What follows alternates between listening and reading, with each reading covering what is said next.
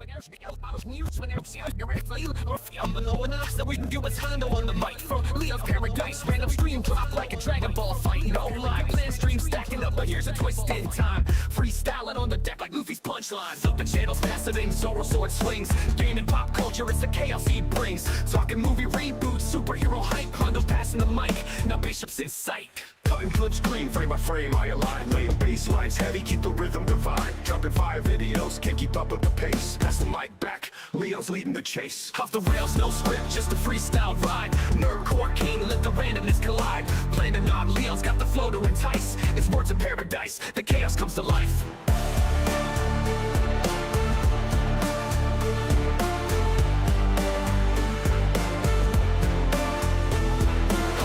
No script, just a freestyle ride. Nerdcore king, let the randomness collide. Planning on Leo's got the flow to entice. It's words of paradise, the chaos comes to life.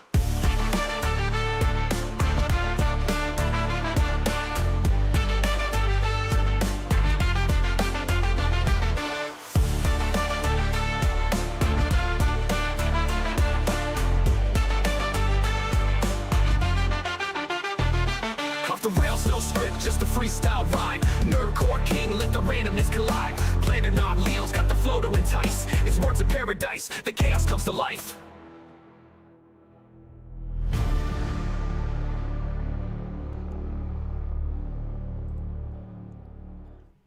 Welcome back to the lunch hour. How are all you vital idols doing? Always gonna be a good time. We got a lot to talk about today, guys. I won't lie. Hassan Piker cheering for the mayor of New York, who on a stream, on a debate, literally disowned him, is too delicious not to talk about. But we got more than that as well. Obviously, there's lots going on in the anime industry, anime, manga. There's supposedly a new policy recommendation that would make sure that censorship doesn't happen to anime manga when it comes overseas. We'll see if that actually holds true, and if we got time for it. Australia's kind of burning. I know that a lot of people are okay with that, considering, like, everything that wants to kill you in the history of ever lives in Australia. But I do wonder, how much this has a political bearing to it. So before we get into anything, it's the lunch hour. Make sure you guys get that protein in you. Your boy got that green tea. No sugar. And let's see who's in the house. The boy St. Hugo is here. Shout out, Hugo. We got Gal Keriman, Gas Station Burrito, Sleeping Nova, Little Miss Anonymous. Oh, look at that. We got Hypno in chat. Cryptic Manga, Words with a Psychopath. Absolutely. You goddamn right. Anjuna Main is here and gave a $2 super sticker. The big old thumbs up. Shout out. Well, this is for you, brother. I'd fuck one of the robot dogs. Truly appreciated. Thank you oh so much. So yeah, as you might have seen, before we get into any of the yeah, there we go. Before we get into any of the Zamdani stuff, which is the hot topic of the day, I want to keep it light. I want to talk about the anime stuff first. I do. So let's get into this because I think it's too good to be true. Japan's government banned censorship of anime and manga. Now, you know when they say things are too good to be true, they often are. I need to fix that. Give me one moment here. Why on God's green earth is it so zoomed in? That is not supposed to be the case. Alright, let's fix this.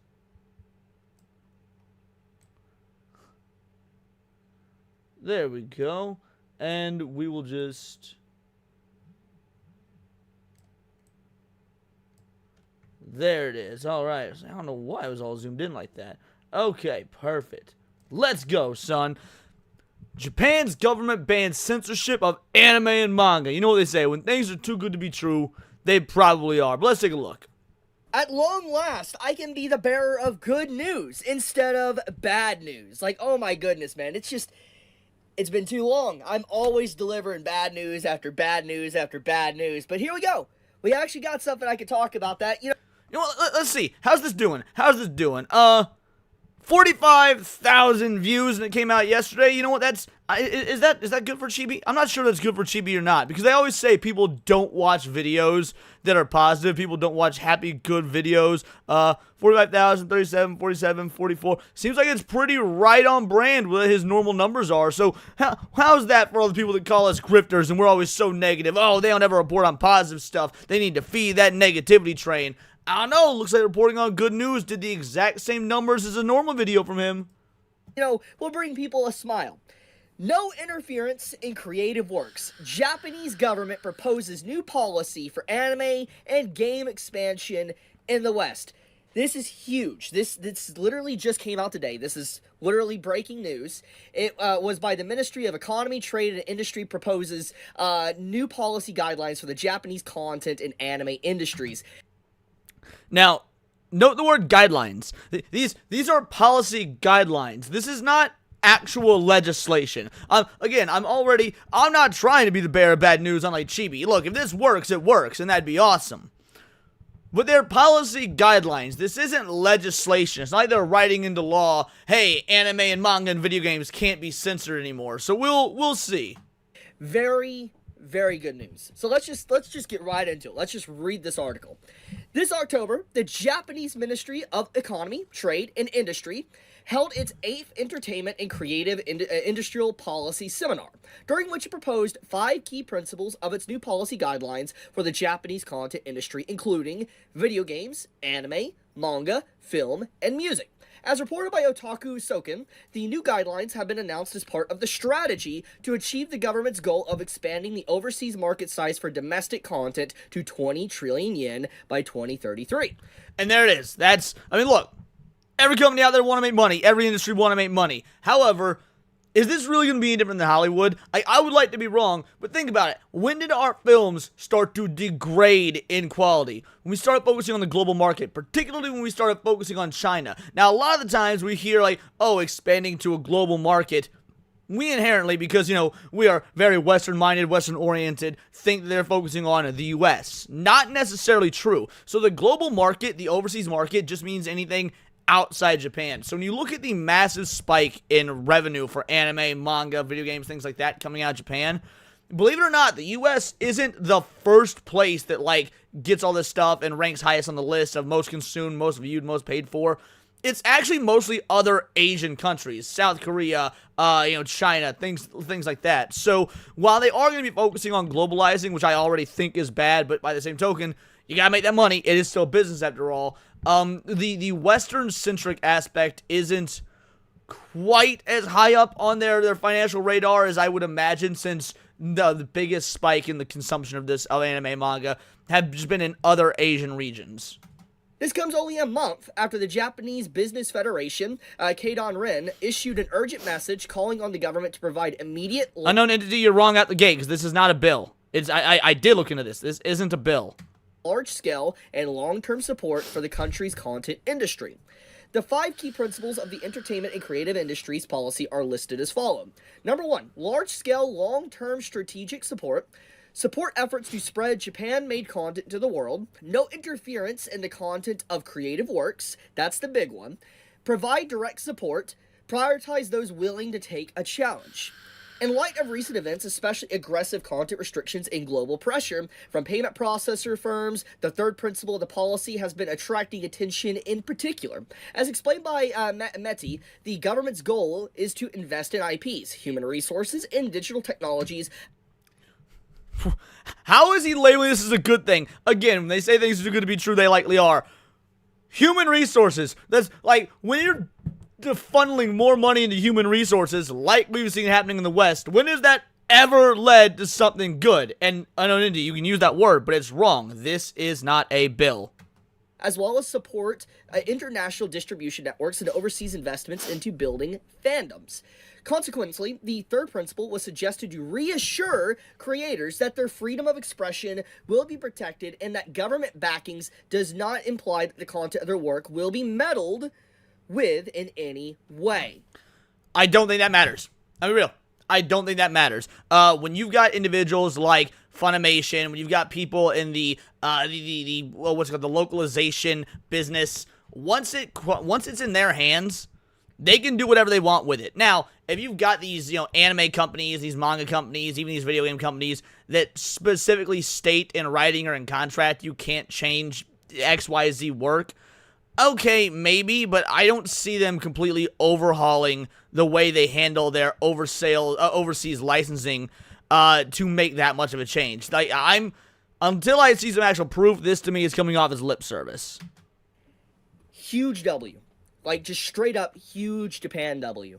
Big W right here. Big W for the Japanese government, big W for anime creators, for manga creators, for artists in general in Japan. This is a huge W for freedom of expression, creativity within Japan. Because obviously when government starts to get involved with things, there's always this worry of like barriers to... But Japan never had that problem.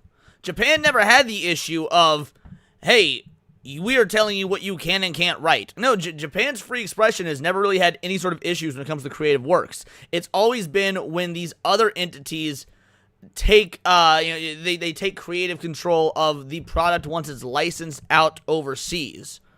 Nothing about what's being stated so far would imply that that's going away. Block you from doing certain things or stop you from being free or doing what you want. And the fact that the government is reassuring creators that just because it will be government backed does not mean we will interfere or stop you or meddle with your work is amazing. They legitimately want... Yeah, X to doubt. Press X to doubt. When the government does bad shit, as they always do because governments are the devil, they're not going to tell you they're doing bad shit. When they introduce the everyone deserves a free puppy bill, and then you wonder why you don't get your free puppy, it's because what's inside the bill, and again, this isn't a bill, but just talking about governments in general, what's inside the bill is actually, no, now you are mandated to actually kick one puppy a day, otherwise you'll be sentenced to fines and likely jail time. So, needless to say, sorry, the government can say, we're not going to interfere, don't worry, we're going to back you, we're not going to interfere. Then what incentive was there for the government to get involved in the first place? No, I don't trust the goddamn government. Have the Japs learned nothing? Want no interference in the content of creative works. Basically, to not force anime and manga to censor itself to expand overseas. That is just... This is probably some of the best news we could have gotten as of late, especially for just what we have seen continuously. We have definitely seen the uptick of just like this continuous rampant censorship on Japanese content. That's not including other areas around the world, obviously. There's a lot of other stuff I could speak about. But what I'm saying is we have definitely seen a lot of Japanese content get censored. And the fact that Japan has obviously been aware of this for years now, it has been an ongoing issue that has been escalating over time. Yes, Japan has been aware of it, but by and large, they don't care. That's why, like, there's been this big internal divide between Japanese politicians. I've covered on this channel multiple times. Oftentimes, the Japanese, government doesn't care if this work is getting censored overseas because, well, they're still getting paid for it. Yes, they don't really value, as much as we don't want to believe it, because everybody wants to believe that Japan is some sort of utopian place where everything is perfect and we can just, they're just a bastion of free speech and integrity. That's not true. Now, you do have, there's exceptions to the rule. You've got Japanese politicians and creators that are putting their foot down and vocalizing that they are rather upset with the state that their IPs end up in once they globalize and once they, leave Japan. But by and large, that's not the common sentiment from those actually in charge. And I think it finally just escalated to a point where it no longer could be ignored. You have Japanese officials in the government that were even elected that one of their core principles and things they fight for is freedom of expression. And I am really happy to see that with the new leadership in charge, because there was recent elections in Japan, you can see that there is definitely some massive changes going on, that there is... Now, that is true. That could be the saving grace. Obviously, with Takeuchi Sane, I believe is how you pronounce her name, being elected as the new prime minister. She is super right-wing, very anti-censorship. You know what? That could be a plus. That being said, I don't know enough about Japanese politics to know that how much power she truly has. I mean, we could see very much, like, for example, Trump has done some great things in the last, 10 months since he's been elected, but we also haven't seen just a major, immediate revocation from the creative industry here in the West when it comes to putting all this agenda-driven ideology bullshit in their products. If it's anything like that in Japan, then this doesn't really inspire immediate change. Is definitely a fight for creative expression and freedom within Japan, because it's big. I mean, I made a video like 2 days ago talking about how Japanese is like, entertainment industry is like its biggest moneymaker.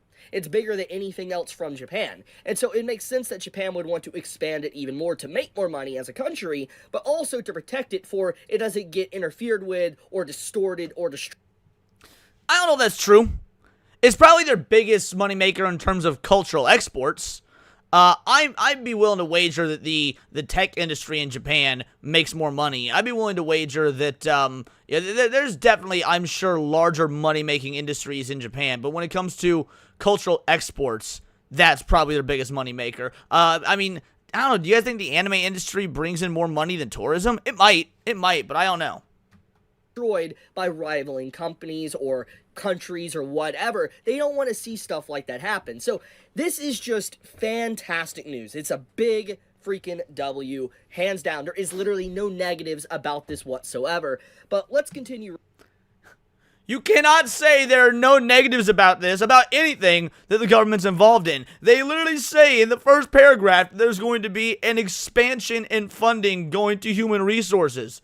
That alone is a massive net negative. I love Chibi, but he is a moron sometimes. He takes things at face value. He's way too optimistic. I don't think he looks at the larger implications of the global homo and the World Economic Forum. Like, no, I'm sorry, man. I want to be positive about this. I do. I want to see the idea of anime as we know it getting back to being, non-interfered with, especially by Western entities.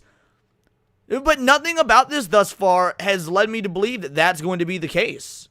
Reading. Furthermore, Clause 4 of the policy proposal suggests that there will be more transparency behind the support process, meaning less reliance on intermediate companies and more of the support directly reaching those involved in the creation and popularization of content.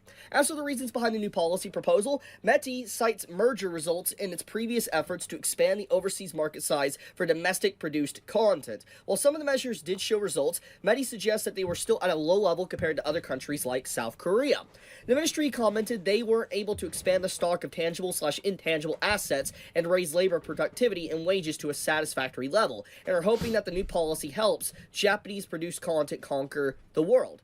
So, more or less from what my understanding is that they are in direct competition right now with, like, South Korea and even China when it comes to, like, the animation department and entertainment and stuff that's coming overseas. And, well, they're also in direct competition with Hollywood. Like, let's be real. They're in direct competition with Hollywood. What movies have done gangbusters at the box office this year? Demon Slayer. Chainsaw Man. They're in direct competition with Hollywood. And because they're in direct competition of Hollywood, that brings the question, are they going to be, westernizing their products, at least in the distribution, localization, and whatnot, so they can get a bigger piece of that Western pie? I'm gonna be real. It seems like they might be. obviously they want to make it to where it's more lucrative for people in Japan to work with Japan instead of work with these other countries and make more business with Japan. That's at least my understanding. Maybe I'm misunderstanding this and I'm stupid. Correct me if I'm wrong in the comments below. But regardless, overall, Japan is taking a massive step in trying to protect its actual creators, the people that drive its industry. I mean, once again, I want to point out that the entertainment industry in Japan is so massive. It's like one of its big leading moneymakers for its entire country.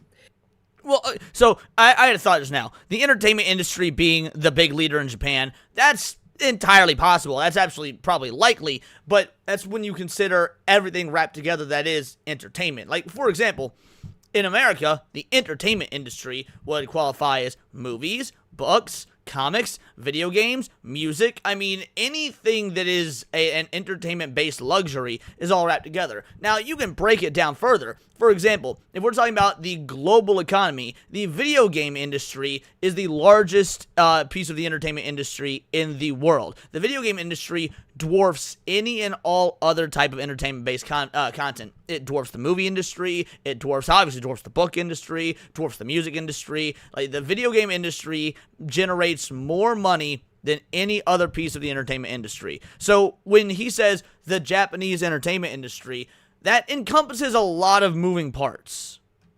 So it would make sense that there is laws on the ground floor to try to protect their industry. It's common sense. It makes complete sense. It's nothing that seems like, ludicrous or fantasy. It makes sense. And the fact that you have politicians that recently got elected, that I've even talked about on this channel about the situation, obviously, yeah, it makes sense why, them being elected, they would fight for something like this. It's just, yeah, I'm very happy, man. I'm glad I could share this good news, dude. This makes me so happy to see an article like this. Now, I do want to make sure I state this, though. From my understanding, this law is not passed. It's a It's not a law to begin with. That's, again, Chibi is wrong here. This isn't a law. This isn't a bill. This is a policy guideline for already existing internal government regulation. This isn't a law. Now, so there's nothing to pass. This won't go to any sort of legislative body for people to vote on or whatnot. And then I looked into this extensively before actually watching this video, because I myself also thought it was a law. So yeah, once again, Chibi made a mistake here.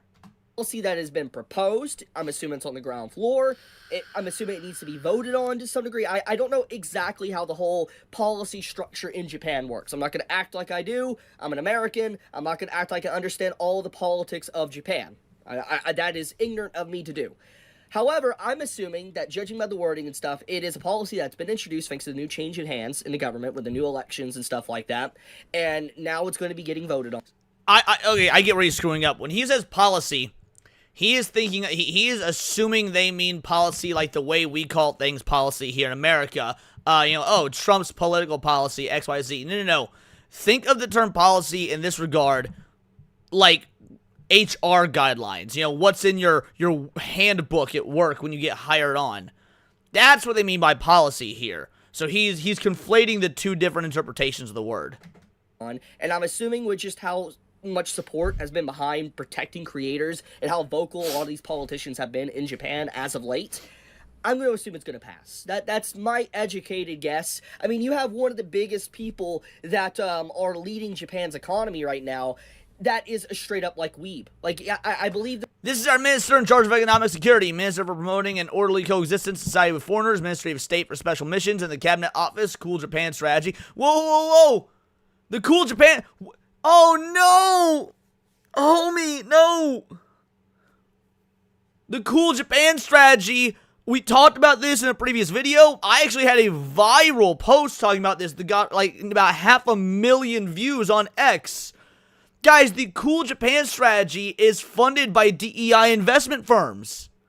We got Shoei Kondo over here praising the Cool Japan Strategy. That is funded by DEI investment firms. This is objectively bad. He needs to do his research. There is literally like a... By the way, the actual, from the politician that he's quoting here, says, I apologize for rambling on. I just couldn't stay silent. I wish I had more allies within the party. From here on, this is entirely my personal opinion to begin with. Those who genuinely love 2D don't even think about touching 3D. I have absolutely no interest in 3D, and it's completely out of the question for me. Perhaps the kind of feeling is something only those who share it can be understand. And yeah, this is the minister in charge of economic security. Like, great. I'm glad they hold that opinion.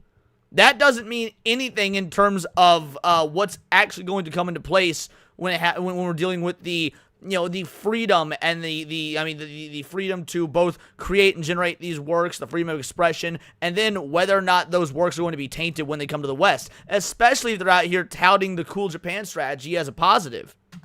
One of Japan's like ministers, she is a weeb. Like, she loves 2D over 3D. Like, I might show a picture on screen to prove it, but basically, it's very obvious these new politicians that are in control of Japan right now, they love anime, they love manga, they want to protect it. That's good news. That's good enough for me. I'll leave it at that, though. Thank you so much for watching. May all of you have a fantastic day or night wherever you live. Be safe, stay healthy, leave a comment to help with the algorithm. Chibi out. At long last, that was a weak video. That was a weak video. Sorry, Chibi. You did not do enough research on that one. And that sucks. That's a rare Chibi L. Because, I think that Chibi normally does pretty good work. But, he is being way too positive, way too overzealous. That is a rare Chibi L. He did not look into this. He did not do his research. He saw this one article. It said some shit. And, it prettied up the words. But there was no sources to back it up. Look into that. Look into the policy guidelines change.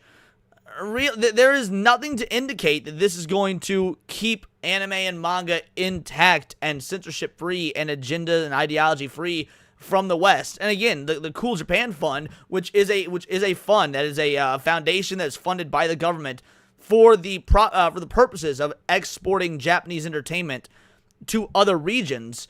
Again, is a DEI backed. It is backed by DEI investment firms. So, yeah, sorry, Chibi. I would love to share your enthusiasm with this.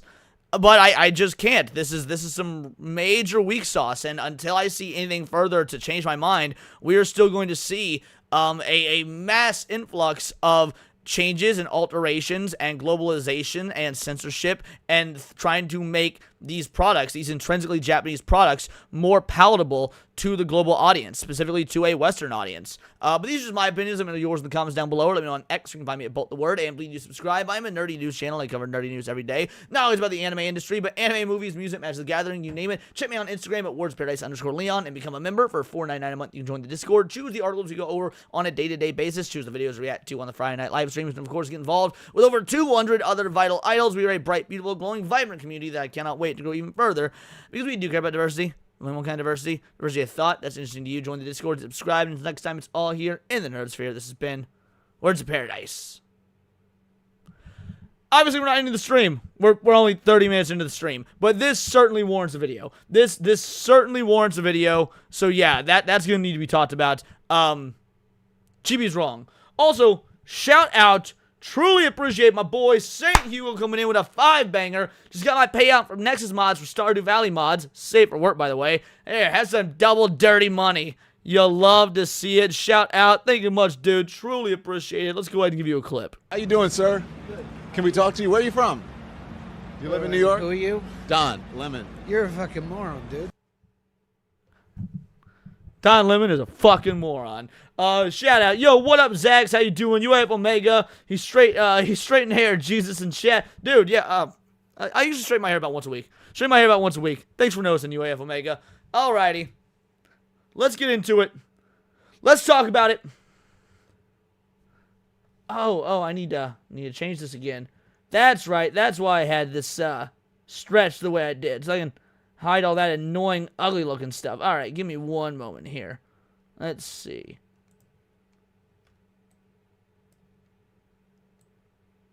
There it is. Shout out. Alrighty. Let's talk about the mayoral election in New York. New York is going to crumble. We've got a full-on communist at the helm. Let's just take a listen. Thank you to those so often forgotten by the politics of our city who made this movement their own. What do you mean those so often forgotten by the politics of your city? New York has been fucking democratically run for the last like 30-ish years. What are you talking about? I speak of Yemeni bodega owners and Mexican abuelas. All in with the identity politics. Out the gate. All in with the identity politics. These are all the same, you know, low economic class, downtrodden individuals that are on the minority spectrum that he is going to fuck over with his communist-based policies. Yeah, Giuliani was there, was it 20 years ago? I thought Giuliani was the late 90s. Guys, we're in 2025. We're 2025. Giuliani would have been closer to 30 years ago, right? Anyway, even if it was 20 years ago, that's still my point. 20 years of Democrats in charge of New York. Senegalese taxi drivers and Uzbek nurses. Yes, those taxi drivers. The oh-so-well-paid taxi drivers that are going to have their lives completely fucked by what you're doing with their taxes. Sure. All right, buddy. All right. Trinidadian line cooks and Ethiopian aunties. What does any of that have to do with, oh, Trinidadian line cooks? Like, do you realize how insulting this must sound? Like, how do the minority individuals not find this to be absolutely insulting? Oh, you're a Trinidadian line cook. Yeah, if you're from Trinidad, that's all you'll ever get to be. You're a line cook. You know, you're not going to rise to the ranks. You're not going to be a CEO of a company. You're not going to invent the next new hit app that's going to generate millions on the market. He's bringing up all these minority groups with the shittiest fucking jobs. What a douche. Yes, aunties. To every New Yorker in Kensington and Midwood and Hunts Point. Dude, just throwing out fucking, portions of New York for that cheap applause, like when musicians, come to your city, they're like, "Hello, St. Louis," just looking for that cheap applause from all the people there for St. Louis, shit like that. Yeah, man, New York is cooked. Mamdani, he is, at least he isn't hiding about what he is. He's openly talking about what a communist. I mean, of course, he brands himself as a democratic socialist, but no, he wants to seize the means of production, like state-ran grocery stores, because, yeah, the state's so good at everything they do. When's the last time y'all went to a DMV and thought, damn, I can't wait to do this again? What a positive experience. New York is fucked. But our boy Hassan Piker was there. Let's see how he reacted to all this. We will mobilize. We will make sure that his agenda, his working class first agenda, works. His working class first agenda. Yes, he cares about the working class so much. We just heard him list off all these minority groups and what shit jobs they're working. Basically, thank you for putting me into a position of power. Now I will do anything and everything I can to royally fuck up the life of not just you, but your children and likely your children's children if my policies actually go through. All right, here you go. Yeah. What's up? How are you? Good. How are you? Excuse me. There it is. AOC coming. Hassan, how are you? Throws her arms around him. That's right. AOC, Alexandria Ocasio-Cortez, fully aware and happy to be around an individual that openly calls for death and violence against those on the opposite side of the political spectrum as her. Between these two, who is actually the dumber individual? I'm gonna say AOC because she's a woman, but Hassan is also a bitch, so maybe Hassan. Oh my God. This is insane. The amount of anxiety that has been lifted off my shoulders, Wow, 100%. I was so fucking worried. The amount of anxiety off his shoulders. What do you mean? What does this have to do with it? You don't even live in New York, dude.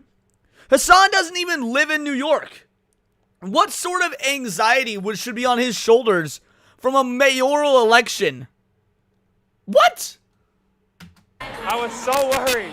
I know the nerves are peaking from the call. It felt like February in Nevada, where you're like, oh my God, is this happening? And then you're Dude, this is, his branding is all down there. Hassan Abi. Listen to that audio quality, bro. Come on now. like, oh no. Yeah, is it gonna happen? Yeah, so I'm so glad. I'm so glad it happened. But listen, you know this better than anybody else. The job is only beginning. Oh yeah, this is step one. And look, people keep asking me like, what do you think? Oh, will he be able to get his agenda across? And I'm saying like, look, there are people like myself. We are ready to mobilize to make sure that we apply pressure where pressure is necessary. You're ready to apply pressure? What are you gonna do to apply pressure, dude? What are you gonna do to apply pressure? You sit in your goddamn bedroom while you shock your dog and then scream at Asmongold for 10 hours a day. What sort of pressure are you going to apply, you dumb fuck? In terms of showing up, in terms of being loud, in terms of making sure that people understand that there are... Okay, that's the first true thing he said. He certainly is loud. Uncompromising values here at play in terms of doing doing right by the working class. Like, I think it's very important that he succeeds. That's right. So that, I mean, I know it makes your job a lot easier as well as mine to be able to tell for you, your colleagues, to be like, no, it works, right? Yeah, but it won't work. Trust me, it won't work. We're going to be witnessing over the course of the next several years an economic crash in New York of apocalyptic proportions. It is going to be disastrous for that city. And what's Hassan Piker gonna do? He's gonna blame the right wing. He's gonna blame Trump. He's gonna blame Asmongold. He's gonna blame somehow he's gonna find a way to blame Nux Taku for the failure that is New York. Like, yeah, sure, go ahead. Try and point to Zohran Mamdani's reforms in the state of New York after all the wealthy industrialists, the people that actually, keep the city running with their tax dollars, bounce the fuck out and go to Texas or go to Utah or go to Arkansas or Missouri or any of these other places that are actually welcoming to the individuals that are, right wing and care about the economic policy that benefits the large majority of individuals because, low taxes, it turns out, are actually a fucking good thing. This is something I talked to Rashida about as well, where I was like, are politicians just like cynical or are they stupid? Do they not see that these are like very popular policies? Yeah, I mean, but we have to prove that. These are popular policies for idiots that don't understand politics. These are popular policies for dirt poor drug addicts that think that you could just get free shit, and that for whatever reason, taxing the wealth, that you can tax the wealthy into uplifting the lower class, which isn't how the world works, nor do they even realize they don't have the capacity to put it into the words such as I did. They just hear free shit.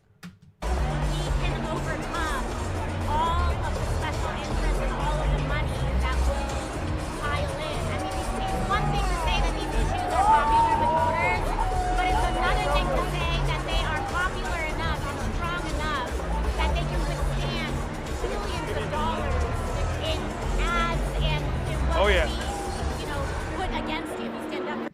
Dude, she looks like she is thinking so hard. Like, imagine having to try and think this hard just to have a conversation with Hassan Piker. Bro, her fucking little hamster wheel is working double time.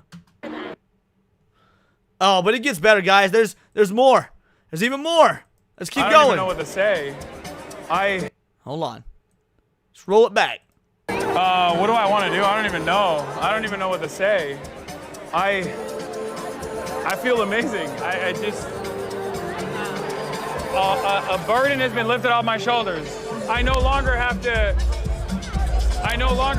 prove that this kind of politics works.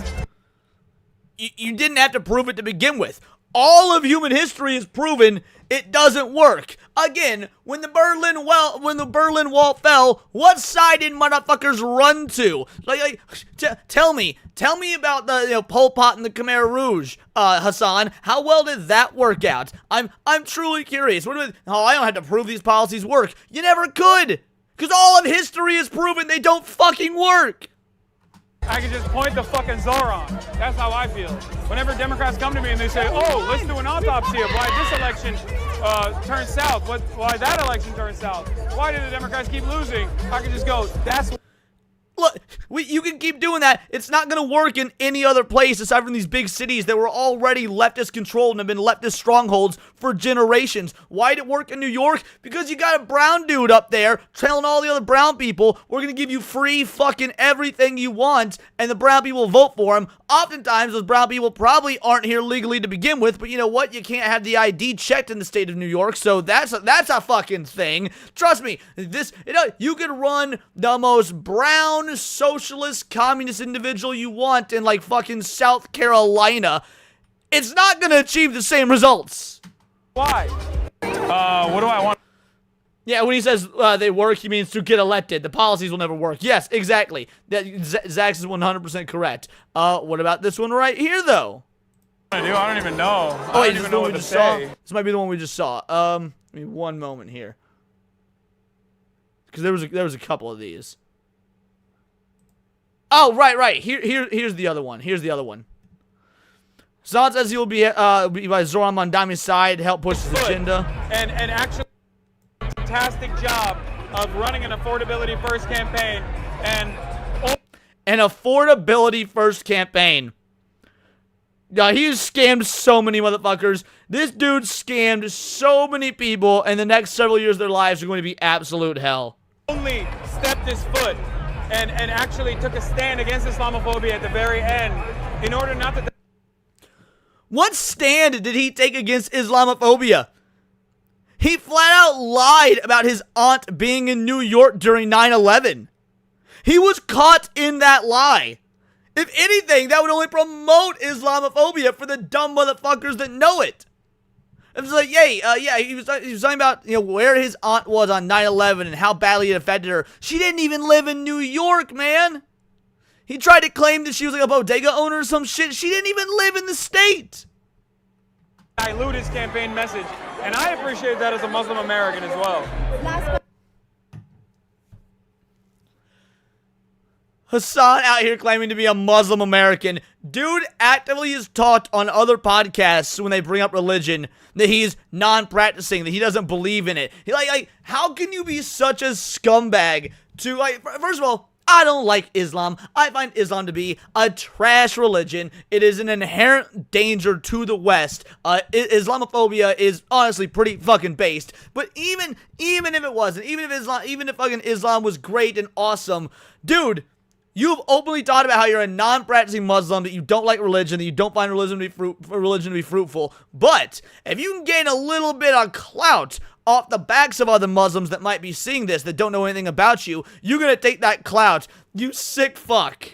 How is it going to be for him now post-election, post-win? Because that's the hardest. I mean, Trump said he would defund. I will be by his side. I will do everything in my power. We will mobilize. We will make sure that his agenda, his working class first agenda, works.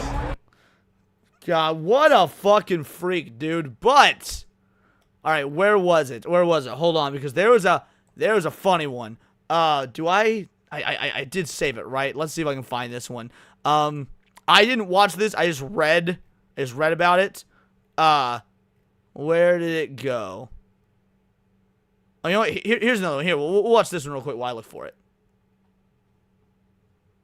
What do you think it means that this guy ran as a socialist and anti-communism didn't work to stop him? That's big.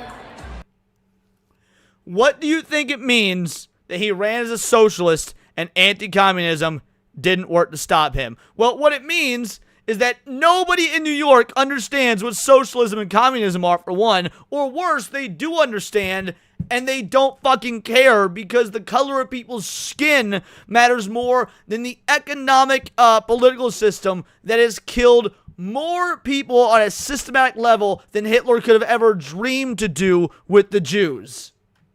Yeah, I think we are in the heart of the imperial core. This is the country. What does that even mean? We're in the heart of the imperial core. He just says shit. That defeated the USSR, unfortunately. The imperial core. This is the country that defeated the USSR, unfortunately. The country that defeated the USSR, unfortunately. Let's take a quick detour real quick, chat. Let's do a quick detour.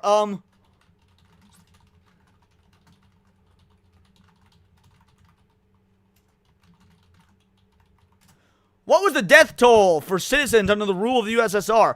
Estimated the total number of civilian deaths under the rule of the Soviet Union, including famines, mass executions, forced labor, deportations, is difficult and subject to major debate amongst historians. Here are key points. Let's see. Give us about 1.5 to 1.7 million deaths among those in prison just in the gulags. The Great Purge led to political repression under Joseph Stalin. New archival works suggest 9 to 10 million fatalities. Okay, interesting. Higher estimates, broad definitions. Some authors' works, like the Black Book of Communism, argue for much broader figures, including all excess mortality from state policies, famines, deportations, reaching 20 to 30 million more just under the Soviet regime alone. Most widely supported academic range for deaths under Soviet rule of 1917 to 1981 is the tens of millions, a mid-estimate. Often 20 to 30 million civilian deaths. 20 to 30 million. Dude, Hitler be looking at these numbers, then looking back to the Jews, then looking at these numbers, looking back to the Jews, and Hitler's like, fuck! He got beat by like 5 times the number, dude. Estimates vary significantly depending on definitions of what counts as killed by the regime. So the fact of the matter is, homeboy said, unfortunately, the West beat the USSR. Like, what are we doing here? Unfortunately, the West beat the USSR. We are talking about 20 to 30 million deaths under this style of politics, this style of policy. Yeah, I think we are in the heart of the imperial core. This is the country that defeated the USSR, unfortunately. And the reality of the matter is, there's a lot of antagonism. There's no class consciousness in the United States of America. It's one of the things that I try to address every day with my... There's no class consciousness in the U.S. You're right, there's not. Why? Because the uniparty, the ruling class, the uniparty, not the left, not the right, the fucking uniparty want to divide us based on race, based on ethnicity, because there is class disparity. There's absolutely class disparity. But if we realize, if the fucking poor black dude in the inner city looks over to the poor white dude in the trailer park, and they shake hands and they realize, fuck our differences, let's take the war to the goddamn government, the uniparty, the government knows they would be fucked. So he's correct. There is class inequality. But let me tell you, it ain't the left that's gonna fucking fix it, because they're in on the same shell game, you fucking pawn. Commentary, and I will say this. The conditions have deteriorated so much that everyday Americans, in spite of their lack of class consciousness, are finally arriving at the conclusion that perhaps there is an alternative out there. There is an alternative out there, boys. There's an alternative out there. That alternative is 20 to 30 million deaths. You can't have class consciousness if you ain't alive to even have consciousness. There is an alternative that focuses on them as opposed to the interests of the billionaires and the millionaires, as opposed to the interests of the capital owners. Wait. The interests of the millionaires and the billionaires? Let me show you guys something. Apparently Mamdani doesn't care about the interests of the millionaires and the billionaires. Oh, wait a sec.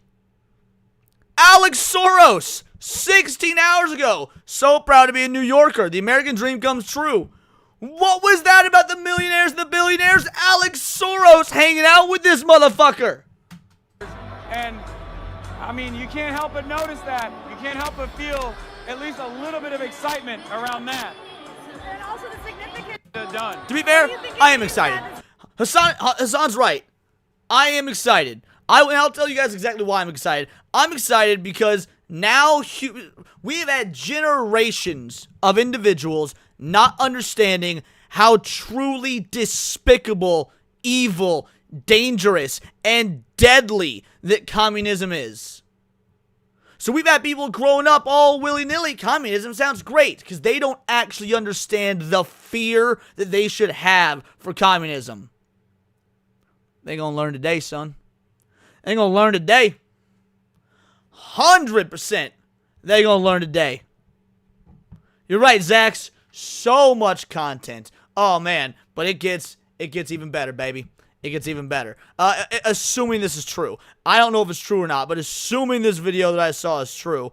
Let me see. Where is it? Ah, here it is. Here it is. All right. Hold on.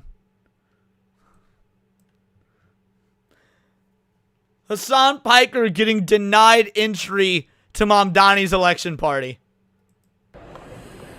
I do not have you for the upstairs list. Okay. Hassan tried to show up to the fucking after party to mingle and hang with all of his fucking leftist communist buddies, and he's not even on the list. Can I see your ticket type? Oh, I'm staff. Oh, okay. Oh, okay. Okay. You're so we can't escorted? go upstairs. So they're not on the list for upstairs? I do not. But do you have this wristband? I can also just check the chat. Well, so I thought movement windows could go upstairs, no? Yeah. Oh, okay. Yeah. Damn. But I can double check and just make sure Upstairs on my just end. more seating area. Yeah, I just wanted a drink. I'm good.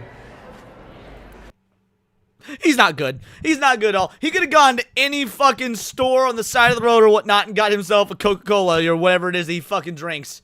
He's not good. He's dying inside. He saw homie Mamdani, didn't even like say, yeah, didn't put me on the list. Outside, I'm good. Inside, bro is broken.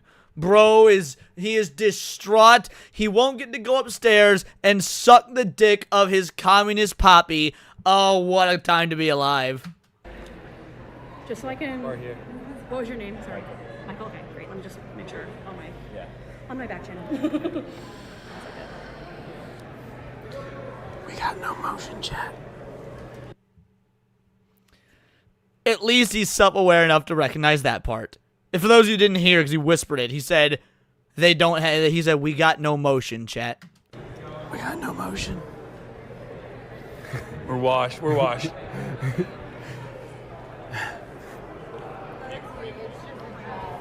Fell off. It's okay. Stop whispering in the microphone, Marsh. They can hear you. I'm just coughing, dude. I'm just sick.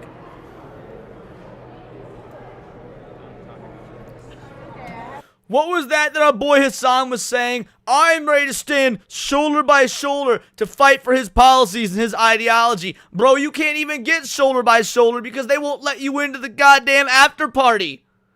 Good luck standing next to your hero Mamdani. They won't even let you upstairs to get water, son. Okay. I'll get back. Yeah. I'll figure it out if I can. Yeah. Sure, no problem. Take my number. Text me if you need anything. Wait, here. Put it. Don't say it out loud. What the fuck is that gif? There's no way for this stream he put in this cringe ass, like when you close the locket, it's like they're kissing gif. Are you guys streaming live? Oh yeah, we are. Okay. But we're not showing anything yet. But there's 72,000 people watching. Oh, great. Bro, 72,000 of his supporters just watched him get fucking dunked on by some what sounded to be 90-pound security lady saying he can't go upstairs to party with the elites. Wouldn't it be fucking hilarious if Cenk was up there? I doubt he was. But wouldn't it be fucking hilarious if his uncle Cenk Uyghur was up there partying with Mamdani and even his uncle's like, you know, we're not gonna let him in. We don't need to let my nephew in. Now, where's that? Where's a? I heard y'all had a horse here. Like, that'd be fucking beautiful. Currently. No, I did not add that gif. They're just watching the ground. Great. All right. I also have a staff member at the. Oh, it's pretty fitting that Hassan is standing on a tile 4 like this. Because it evokes the game of chess, and he doesn't even realize that he is nothing but a fucking pawn. A box office that's in the interior. That might be That's okay. I think we're good. Right? Okay. Yeah, I mean, I don't care. Are there drinks here or no? Oh, we can get drinks here. All right, perfect. What do you want, March? I don't drink while I'm working. You're such a fucking liar. You do ketamine while working. I mean, allegedly. Hello, hi. It is the gift that keeps on giving, guys. It is the gift that keeps on giving. Hassan is just frequently getting yeeted into the abyss, dude. They don't care about him. The people he worked so hard to support don't care about him. They'll never support him. They'll never support his violent rhetoric. He will do anything and everything to get them elected, and they won't even let him in to the after party. It is truly a thing of beauty. I'm here for it. Anytime we get an opportunity to dunk on Hassan Piker, you know, a communist with a Gucci bag, Hassan, Osama bin Laden, Epstein, Diddy, Dog, Shocker, Fucker, Piker, yeah, we're gonna take that. This was glorious. I mean, these are the silver linings, right? It really, really sucks that New York is about to experience mass famine and layoffs and deaths and, like, frankly, probably cannibalism in the streets. But the silver lining is that Hassan Piker did not get access to Mamdani's party. But these are just my opinions. Let me know yours in the comments down below, or let me know on X. You can find me at Bolt the Word, and please do subscribe. I'm a nerdy news channel. I cover nerdy news every day. Not always about, you know, politics, but anime, movies, music, Magic the Gathering, you name it. Check me out on Instagram at wordsparadise_Leon and become a member for $4.99 a month. You can join the Discord, choose the articles you go over on a day-to-day basis, choose the videos we react to on the daily live streams, and of course get involved with over 200 other vital idols. We are a bright, beautiful, glowing, vibrant community that I cannot wait to grow even further. Because we do care about diversity, only one kind of diversity of thought that's interesting to you. Join the Discord, subscribe, and until next time, it's all here in the Nerdosphere. This has been Words of Paradise. What a day, boys. What a fucking day. We ain't even an hour in. We ain't even an hour into the stream, and we just got to see Hassan Piker get so many levels of dunked on after saying that it is unfortunate that the USSR fell. By the way, isn't he super pro-Ukraine? Isn't he super pro-Ukraine? Why is he not pro-Russia? You know, the people that, if we're to believe the mainstream media, are trying to bring back the USSR? Happy day. By the way, I turned 32. Hope to live another day. Hey, shut out. Happy birthday, True Aztec Warrior. You'll love to see it. Happy birthday, my man. Alrighty. We got another one here. We got another one. What happened to Australia? I don't know. Maybe we should ask my homie Niet, Film Comics Explained. Let's find out why Australia is currently fucking burning. Falling apart at the seams. This country was once great, and we are seeing... Australia hasn't been great since it was actually ran by criminals. I mean, okay, granted, it's ran by criminals now, but political criminals are way worse. I'm talking about, like, the old badass criminals that the UK just dumped on that island and said, fucking figure this shit out. That was when Australia was great. Its demise in front of our very eyes. We were once the lucky country, but now we're just angry, broke, and scared to say what we really think. In this video, I'm going to go through absolutely everything that I can think of that is wrong with this country and needs to change now. If I miss anything, Well, first of all, Netflix Foreign is exactly correct. Australia was better when they kept guns. So what's the first thing that needs to change? Y'all motherfuckers need to have guns. Let me know in the comments section. I think there's one spot where we have to start, but the number one reason why this country is failing, I'm going to leave to the very end. Australia, unfortunately, right now, is a violent country. I made a video 2 weeks ago talking about... Oh, gee, I wonder why. I wonder where all that violence is coming from. I wonder where all that violence is coming from. Also, it's a little bit strange. I thought that by banning all the guns, the violence was supposed to go away. Yeah, I thought that, you know, when you took away all the good law-abiding citizens' guns, violence would disappear. Funny how that works out, isn't it? Out the hellscape that is Melbourne in Victoria. There's vicious knife crime, there's violent home invasions, voluptuous... Gotcha. Violent knife crime. Okay, all right. Obvious solution. You got obvious solution. We gotta ban knives. We gotta ban knives. And frankly, you can probably kill people with forks and spoons as well. You can probably kill people with forks and spoons. So let's go ahead. Let's ban forks and spoons, just in case. And you know what? Since they're having a Muslim Islamic takeover and an Indian takeover, they can just eat with their hands. I'm sure they're getting real used to eating with their hands anyway. So, I don't know. I ran out of V words. But you don't have to look far. This is what's happening right now in Victoria, and the reason why that part of Australia is a shithole. You want to see why Victoria is such a fucking shithole? Have a look at this. 4 out of 5 teens accused of a brutal attack on a Melbourne family are back on the street this morning, with 3 of the boys claiming to have... Just like in leftist cities in America, just like in the UK... guys, this is the goal of the World Economic Forum. This is the goal of George Soros. This is the goal of the New World Order. They want to turn the world into this violent, evil place so that they can come in and solve the problem with a one-world government. That's the plan. That's the play. I don't give a fuck how crazy or conspiratorial it sounds anymore. They give you the problem. They sell you the solution. And the sales pitch in this case is a sales pitch in forms of politics that will grant a one-world government. They want to make your life so dangerous and unsafe and remove any ability for you to defend yourself that you have no other option but to be reliant on Big Daddy government. Been involved, returning to the South Bank scene on Sunday. One of the teens allegedly involved bragged of being addicted to stabbing people. Why the fuck is... That's such a weird addiction, bro. Like, dude, if I got 5 people together in a room, you'd have somebody like, yeah, I'm a smoker. Yeah, I probably drink too much. You might even get the fucking nerdy dude in glasses being like, I'm playing too much video games. I can't stop. I haven't touched a woman in years because I spend fucking 14 hours a day playing video games. Mom wants me to get a job, but I don't want to get a job because I'm too busy playing Arc Raiders. Like, video game addiction's real. I get it. But then you got motherfucker in the room that's like, I just like stabbing motherfuckers. What? Are those fucking dead shits allowed anywhere near anyone? Like, are you fucking kidding me? I understand that, you know, judicial process exists for a reason to keep things fair, but don't you think at one point you need to go, hey, fuckwit, you're locked up? Especially if said fuckwit openly is like, I'm addicted to stabbing bitches. I don't know what it is. Think back to like Victorian England, right? Think back to the 1800s, Jack the Ripper. Imagine they caught Jack the Ripper, and they're like, "What's your motivation, sir?" And he's like, "Oi, mate, I just love me cutting them broads' necks. I love me slitting the throats of them there prostitutes, right? I'm addicted to it."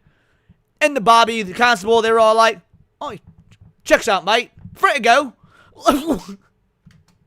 See this key? It's fucking gone, dickhead. The random attack of the father and son outside Crown Casino saw the pair bashed before the 23-year-old son was slashed with a knife. The teens aged between 14 and 17 are set to face these court dead shits, at these a later dipshits. date. But remember, the globalists will try and convince you violent video games are the problem. The globalists will try and convince you that violent video games cause this. Did you play Mario Brothers, Tetris, Call of Duty, Grand Theft Auto, and Sonic the Hedgehog? You're a fucking rapist in the making. Had nothing to do with the fact that maybe, I don't know, people aren't practicing responsible home-based values and ideals, and understanding gun safety, and rejecting socialism, and, being young and in love, and getting married, and starting families, and seeing the value of hard work. Nope, it's them goddamn video games. It's these dumb. They're going to be adults very, very soon, which means they're just going to become more dangerous as they get older. Now, that video right there, here's a quick little tidbit for you. I was sent that by a very high up human being in Australia, okay? And that person said, wow, this is fucked up. Yeah. So people are talking about it. It's happening right at the very top of some of Australia's biggest corporations. So at least people are paying attention, I guess. I looked at the numbers, okay, of violent crime in every single state of Australia. Victoria, New South Wales, Queensland, Northern Territory, Western Australia, Tasmania, and South Australia. They're all the states. And there's the ACT, which no one gives a shit about. Dude, imagine telling somebody in the fucking 90s that you would be safer in the outback than you would be in a regular Australian city. Like, remember how we would see all this, like, oh, right, Australia is the most dangerous place on earth. Everyone wants to kill you, and we got wrangle lots of kangaroo. Like, we would see, like, how fucking pretty much borderline Fallout. Like, it's like the fucking video game Fallout, dude. The outback was basically the radioactive wasteland. And we were told how dangerous it was. You got fucking spiders the size of a goddamn dump truck. Obviously, that's an exaggeration. That, my friends, is safer than being in Queensland, being in Victoria. It's full of politicians, and they're all fuckwits. And that is something I'm going to cover later in the video. All of the numbers per 100,000 when it comes to homicide, assault, SA assault, that thing. Like, all the states are fairly even. Like, if you look at... Notice how he doesn't have freedom of speech, so he can't say sexual assault like a fucking adult. Robbery, right? In Australia, in New South Wales versus Queensland, obviously there's a lot more, but in other areas, it's higher. Like, homicide, 94 victims, 1.7 per every 1,000. Assault, 61,644 victims, 1,106 per 100K. Sexual assault, 9.3 thousand. Robbery, 3,000. Let's take a look at New South Wales. Wow, notably worse. You thought those first numbers were high. Look at this. Homicide, 124. Assault, nearly 80,000. Sexual assault, 16.5 thousand. Robbery, 2.2 thousand. But guns were the problem, guys. SA is higher in New South Wales versus Queensland, so it levels each other out, except for one place. Normally, I do not break from these videos to answer questions that are irrelevant and off topic, but Heavenly Jester, just for you, I will. Because you brought up Magic the Gathering, and yes, I do. Yes, I play Magic the Gathering. I don't support Wizards of the Coast, and I don't spend money on Wizards of the Coast products, but yes, I am a competitive MTG player, and Magic the Gathering is my favorite game of all time. And this may come as an absolute surprise to nobody. It's the Northern Territory of Australia. I may have been using hyperbole when I said that Victoria is a fucking shithole and it's turning into an absolute hellscape.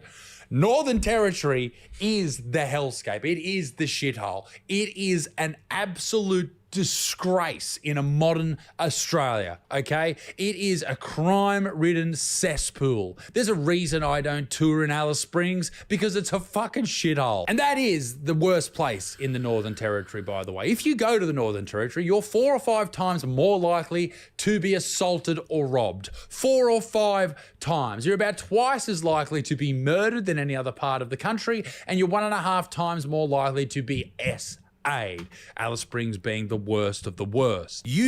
But remember, these are the same people that are controlled by the mainstream media that will run news story after news story after news story about how America is the worst place in the world. We have a school shooting every fucking day. Look at all the children dying in the streets. Oh, we had a bunch of right-wing radical Republicans that didn't want people to be forced into getting vaccines for a virus that had a 99.9 repeating survival rate.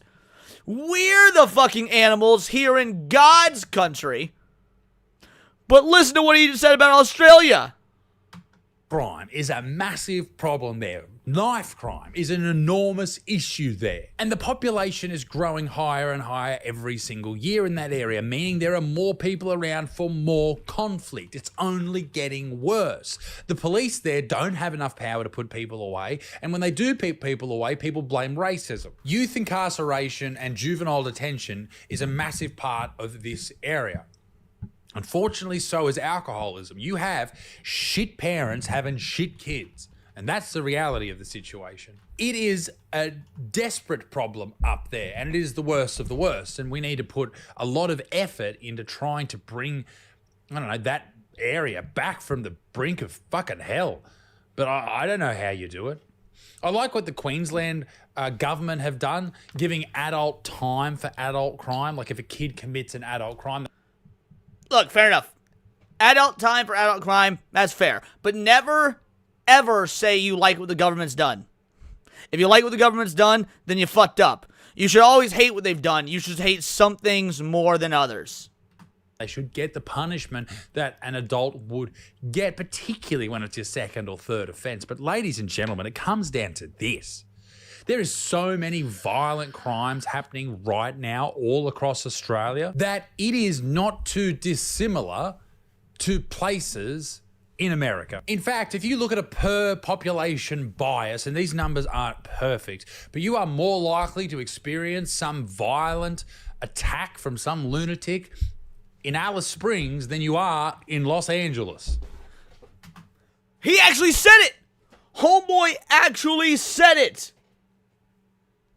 Bro, 2 minutes ago, I was railing against motherfuckers that would try and say how bad America is. And mind you, LA is one of the worst of the worst. I mean, again, New York about to get a whole lot worse given the shit that we just went over before this. And we all know that you don't even step foot in Chicago. I mean, shit, you best not even fly over Chicago. But yeah, he said it. Australia is worse per capita for violent crime than goddamn LA. Yeah. Now you got to consider, people reporting it less and all that type of stuff. Bigger population, harder to report, yada, yada, yada. But the assault rate is 4,483 per 100K in the Northern Territory, and it's only 590 per 100K in Los Angeles. Los Angeles being a much bigger area. Maybe if you made it a smaller area, I don't fucking know. Point being, holy shit. That's crazy. And this is what we are seeing happening to the entire country. And this isn't pointing the finger at one group. It's not pointing the finger at one color. It's not. I will point the finger at one group. Now, obviously, there's going to be some native Australians and whatnot that are part of the problem. But no, the group I'm going to point the finger at is the immigrants. It's the immigrants. Pointing the finger at anything. It's saying that what we do, and this is obvious because there is different races and groups and people causing the issues in different parts of the world. Okay, sure. A lot of Aboriginal young people run into trouble in the Northern Territory and Alice Springs. But there's a lot of white fucking wanker kids running into problems in Queensland. The lads, the Eshays, these type of people. Go down to And how much you want to bet they're raised by single moms? Just get how much you want to bet, white Australian boy that's also doing all this fuckery, 14-year-old white Australian kid that's addicted to stabbing people, raised by a single mom? I don't know, but I'd be willing to place a bet.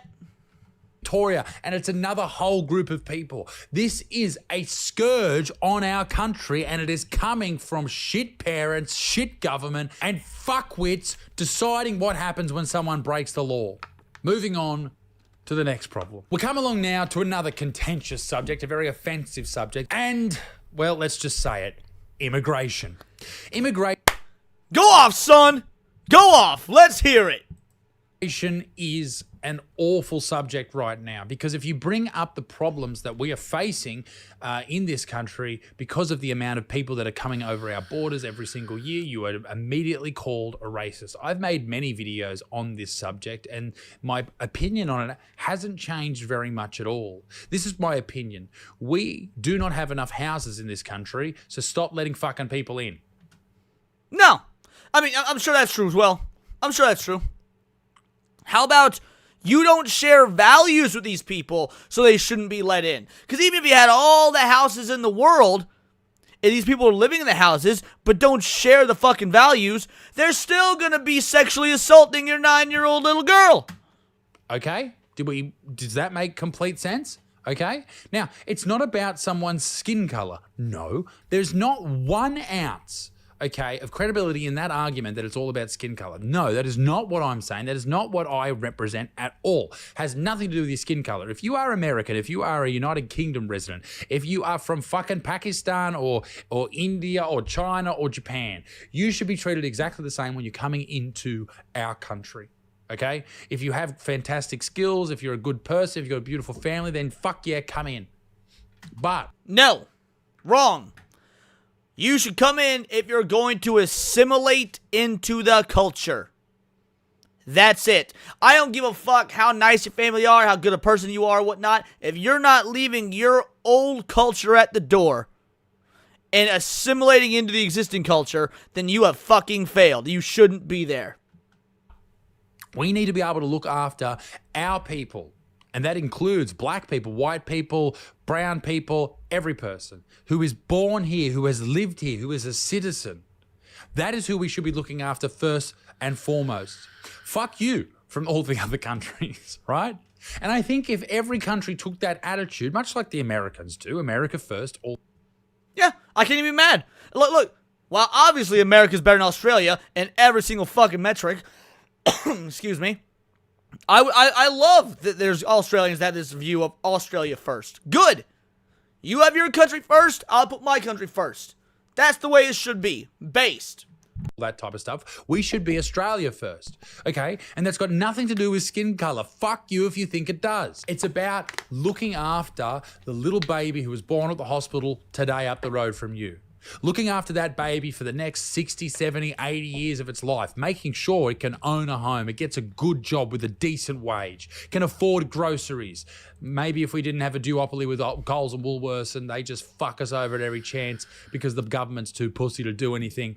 Maybe one day they have more competition in the market, whatever.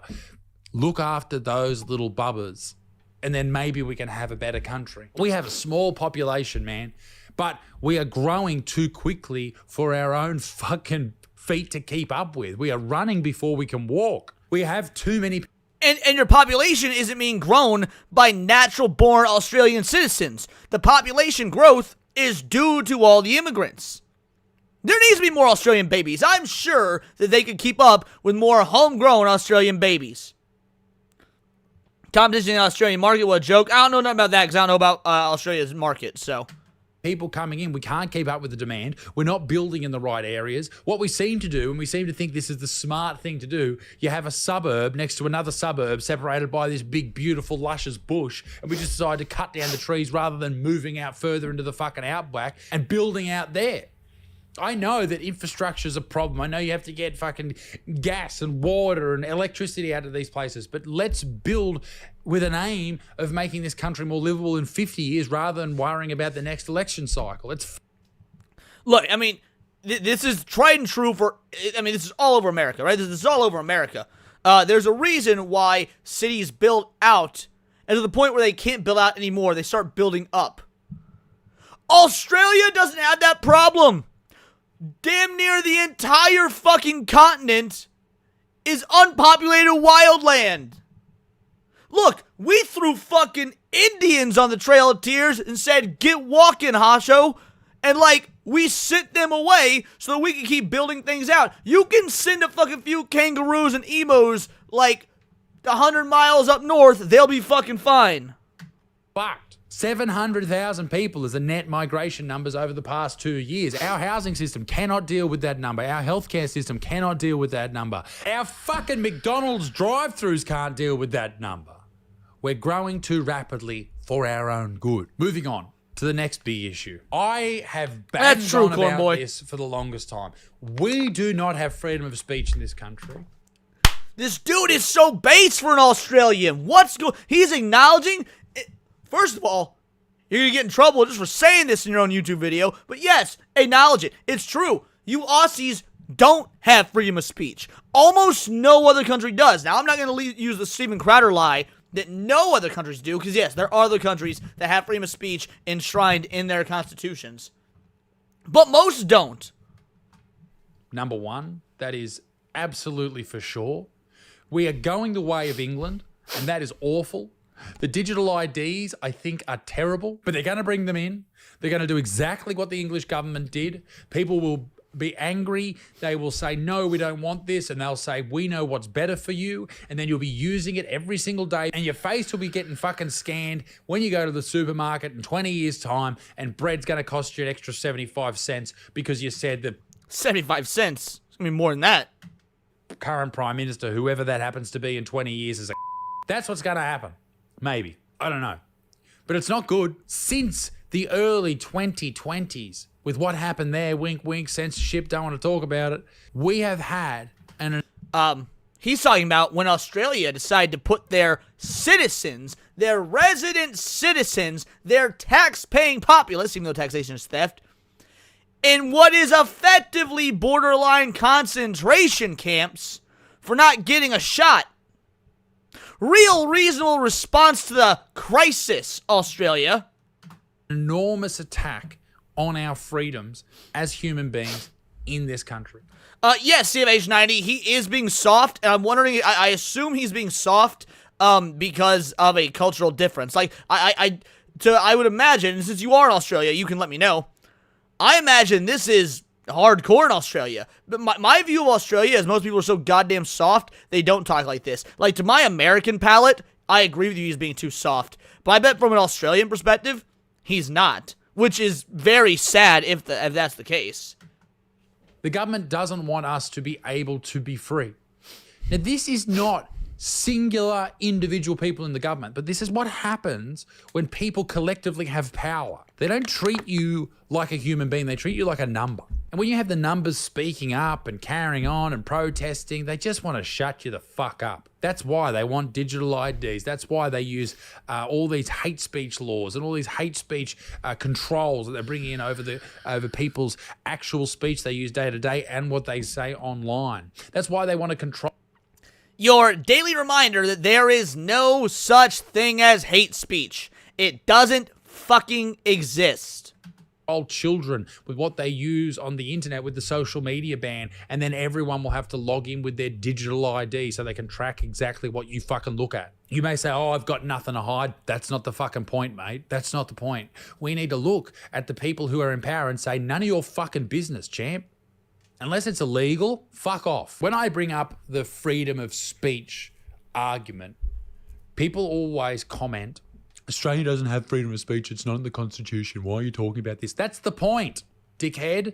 That's what I'm trying to get across here. It should be. Whoever's running for Prime Minister next, as a part of when they are elected, they should run a referendum at the exact same time to save fucking money, because we have spent enough money on referendums that no one wanted. Should we include in the Constitution protections for free speech? That should be in there. We should change the Constitution to have protections for free speech. Because if we cannot speak freely, if you cannot speak freely, you can't do anything. You're being controlled. That is not good. This is not conspiracy. This is happening all over the country, all over the world. And it is so deeply ingrained in some people to control what they say that they lie to themselves, that they control other people. That's what these fucking far left insane human beings, that's what they do. They try to control what you say, what you believe. No, fuck off. Next on the list, this is a weird one. We hate ourselves. It's not a weird one. It shouldn't be a weird one. It's weird that it's become normal. I agree. But natural citizen self-hatred is completely normalized the world over. And unfortunately, this is an American thing as well. We gotta be real. We gotta call it what it is. This is an American thing as well. Well, not an American thing because real Americans don't hate themselves, but a populace of people who were born in America hate themselves. It's happening in the UK, happening in Australia, happens in America. For whatever reason, we hate ourselves for not being a piece of shit, loser, worthless third world country. We hate ourselves because we're not fucking Nigeria or Uganda or Zimbabwe or some shit. In Australia, it seems to start with something called tall poppy syndrome, where we try and bring everyone down to our level. If someone stands up, stands above, then we cut them down at the knees. That happens constantly in this country. It happens when someone becomes successful or famous or is doing well, people will try and bring you down.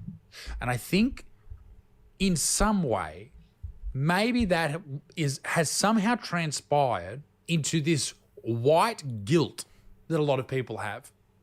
Now, if you don't know, a lot of white people came to Australia in the 1700s and did horrible things over the next 200 years to Aboriginal people. Awful things. Atrocities, genocide, things. Don't care. We call that conquering where I'm from, and I couldn't give a fuck less. Things that they should be absolutely ashamed of. You see how I said they? Because I didn't do anything. There's a difference. But there's a lot of white people. 70% of the population here are pretty white, by the way. White people here feel bad constantly, all the time. And that's not a good thing. I'm not saying that you should be super proud to be white, running around going, I'm so white, I'm so happy, I'm so proud. But don't hate yourself. Don't blame yourself for everything that's happened in the past. You didn't do it. We have a whole group of people, individuals, that seem to fall on their own swords as martyrs who are... They are not falling on their own swords. They are too pussy to own a weapon, including swords. Saying, oh yes, white people are bad people. We are awful people, terrible, bad. And that is not a good thing. That is not a positive thing. When you've got a whole humongous segment of the population who doesn't like who they are, that is awful. I think in this country, I think we would be far better served to acknowledge the fact that Aboriginal people were treated absolutely terrible by the settlers who came here, right? We all know that. But I know, should have invented guns and electricity and shit like that so that you could fight them off. Sucks to suck. My ancestors have been here for coming up on like 150, however many years. And I feel, because I love this country, because I think the outback's beautiful, because I think the animals are awesome, I think the history's so cool, I feel closer to Aboriginal culture than I do to my Irish heritage. Don't you? If we could somehow, in this country, come together, I just feel like if we can move past horrible things that happened or are happening. Yes, but the globalists in charge don't want you to. This is part of the global phenomenon of breaking these countries down and demoralizing their citizens. Make you feel like you don't know any better. You should feel this guilt. There needs to be somebody in charge that will actually, take charge and handle this guilt and these reparations and give you the repercussions for the sins of your fathers and grandfathers. Yeah, this is straight out of the globalist playbook. And figure them out as a people, the better we will be as a country. Let me know what you think in the comment section about that. Now, we're down to our final two things that are really destroying Australia. And number two is something I've spoken about already and something I actually really, really feel strongly about. And that is politicians. Agree, gas station burrito. I don't know who grows up wanting to be a politician in this country, but I can guarantee you this. They are absolute. Don't get me wrong. There's a few outliers. I'm friends with one of them. He's a really good dude, but everybody else is a. I think since 2020 and what happened there, I can't trust any of you guys. I can't. You had so much information that you hid from the public. I can't trust you. I cannot trust you. Sorry, can't trust you. And then the shit with controlling the internet with the E-Safety Commissioner, someone who wasn't elected and she's ruling whatever happens in this country when it comes to the internet. Like, I cannot trust you. Lockdowns, border closures, all that shit, mandates. Mate, the trust is gone. I don't think you can get it back. I don't know how, maybe, but fucked if I know how. All of that has undermined your credibility massively. It's like you don't care. You're treating this like a corporation, all right? We are just numbers. And that is not good. The cost of living? What are you doing about the cost of living? I'll tell you what you're doing about the cost of living. You're getting on the news every night and saying, cost of living, it's a problem. Cost of living, it's a fucking sound. Yeah, cost. And you want to know what doesn't help the cost of living? Bringing in all these third world country immigrants that don't share your values. That's certainly not doing anything for the cost of living.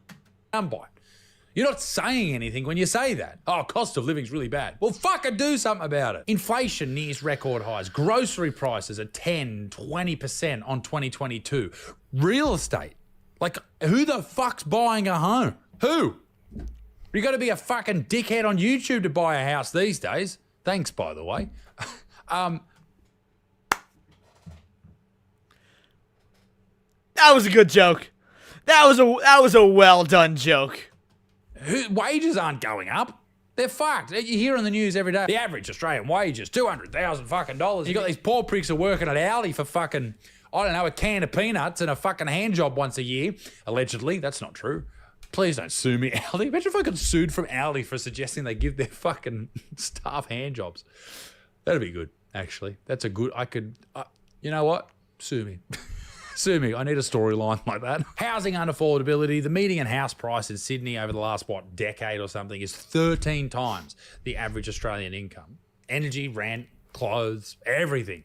We're fucked. And what do you guys do? What do?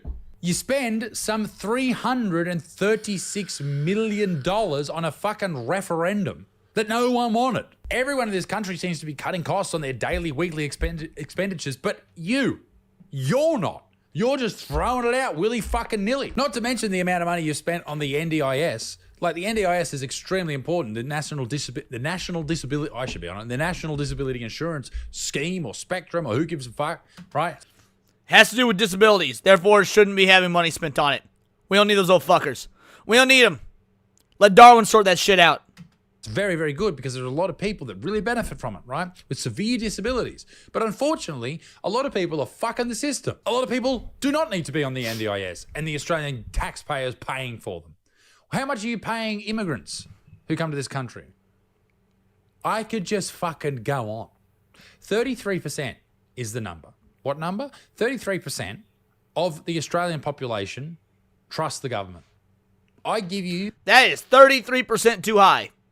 Actually, sorry, 32% too high. You do need that 1% that are fucking retarded and that trust the government so that you can continue to use them as like as a poster child for fucking stupidity as to what not to be. What's 33% of 27 million people? All right? What's that? 2.7 times 3. 8. There's a scale to it, Netflix foreign. There's a scale to it. 8.1. Call it 8.5. 8.5 million. No wonder the NDIS costs a fortune. Here's the issue with politicians, right? Let me nut it out for you. They're untrustworthy. They've got their own self-interest above everybody else's. Broken promises, policy inconsistencies, hidden influence from lobbyists, and their shit leaders. None of them are good. We're up to number one. The number one problem in this country that I see. And I'd like to just quickly squeeze in the media, okay, at, 1.5. They're all massive. Okay, I'm glad I got squeezed those guys in. But the number one problem in this country I see is this, and this will probably be the most offensive and the most controversial. Patriotism. I've been all over the world. if he's going to make the argument that there's no such thing as patriotism in Australia, I'm here for it. Let's see what his argument is. I ain't going to jump to conclusions. Well, to the good countries anyway. And there's a lot of people there, particularly in America, that absolutely love their country. They love their troops, they love their flag, they love their history, they fucking love it. They live and they breathe it. They would defend their island to the last breath. And that's the difference. Loving your country and not your government. I love my country. I fucking hate my government. Burn that shit down, son. And we don't give a fuck. And that's shit. Yeah, he's taking the right approach. I'm glad I held off. It's like, there's got to be a bait and switch in here coming. Patriotism's not the problem. Lack of patriotism is. Because when you don't care about your country, the place you live, the people who are in it, when you say that out loud, when you believe that, which a lot of people do, you, by default, become an enemy of your own country. It's strange. Because when you're not a patriot, and I'm not talking about, fucking white people, all this, like, we're the best. No, that's not what I'm saying. I'm talking about everyone in this country.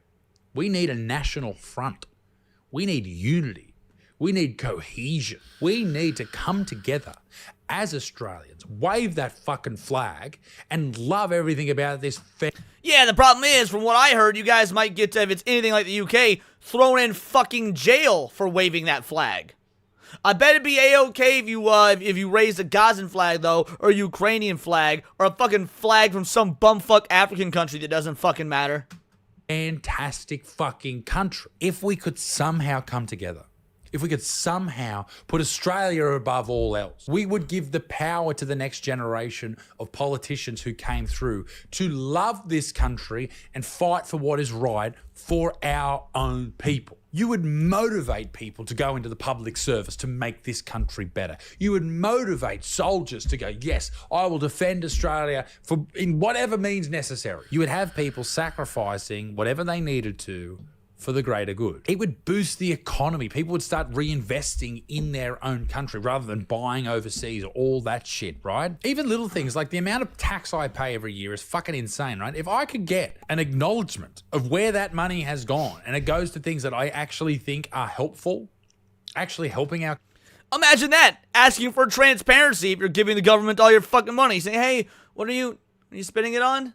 Dude, if my fucking grandma, because she doesn't drive, wants me to go to the gas station and buy cigarettes for her, she could goddamn well better, know that that's what I'm getting for her is fucking cigarettes. Country, our people, then I'd be absolutely stoked to pay that. And in turn, it would create an insanely, fantastically wonderful culture within this country, almost like the culture of old. Go back 20 years ago and look at how good Australia fucking was. Remove a couple of shit bits, a couple of assholes, and you've got a really good fucking country, mate. We need pride in this country. We need to bring that back. We need people flying the flag, loving our fucking native animals, all that shit, showing respect to our culture, our 100,000-year-old culture in this country. But we don't have that. We have people who think that the flag's racist. People who celebrate Australia Day hate people who have a different colour. That's how we think. Wow. Australia Day hate. Not a date to celebrate. Fucking deport them. I don't give a shit, dude. You were born here? Don't care. You don't want to be here? We don't need you here. Deuces. Nah. Now go full authoritarianism. I don't give a fuck, man. In that country. I don't want that here in America. But in Australia, I don't give a fuck. Do it. We're in this mindset that everyone here is a fucking invader if they're white. It's insane. And it's bringing our country to our knees, and we need to find a way for all of us to come together for Australia once and for all. Ladies and gentlemen, I've decided. We're going to start sending people born in Australia that don't love Australia to Canada. That's for you, Zax. Gentlemen, let me know what I missed in this video. Let me know your thoughts on what I've said in this video. Now, I may have misspoken this video. I may have said some things that maybe if I think about critically enough, maybe I disagree with, but I'm just here talking to you, giving you my opinions. And I want to give you and open up the floor to you in the comment section to do the exact same. There's no wrong answers, unless you disagree with me, but let me know. Ladies and gentlemen, be a good motherfucker. Peace in the Middle East. Meet extinct. Toodaloo. Au revoir. Bye-bye. That was awesome. I never watched this dude before. Isaac Butterfield. Super cool video. Super cool video. Dropping it in the comments for you guys. Give it a like. That was awesome. 2.2 million subscribers, and this video, this is a criminally underviewed video. 2.2 million subscribers and only 160,000 views. That's criminal. Shit was dope. Excellent recommendation. That was a recommendation from you guys in the chat. I think it was CFH90. Put that in the chat. Yeah, you did good with that one. Well done. All right, let's see. What else we got? I got about 25 more minutes we can do. Let's see. Check the Discord and see if there's any requests in there, and if not, I've got some videos in the backlog. Nope, nothing in the Discord. Well, there is one thing, but I don't really feel like reacting to it. It's not something that I particularly care about. So let's see what I got in the backlog here. Let's see. Oh, that's right. Excellent. So, we'll end with some gaming talk. I don't know if you guys are familiar with Second Wind or not. Second Wind was one of the major individuals that touted, left-wing politics and being, in gaming and making sure that the anti-woke movement or whatever was super discredited and being all progressive and social. They were ran by Nick Calandra, who they, ran them into the ground. So, yeah, let's talk Second Wind. In this video, it was always about the right politics in video games.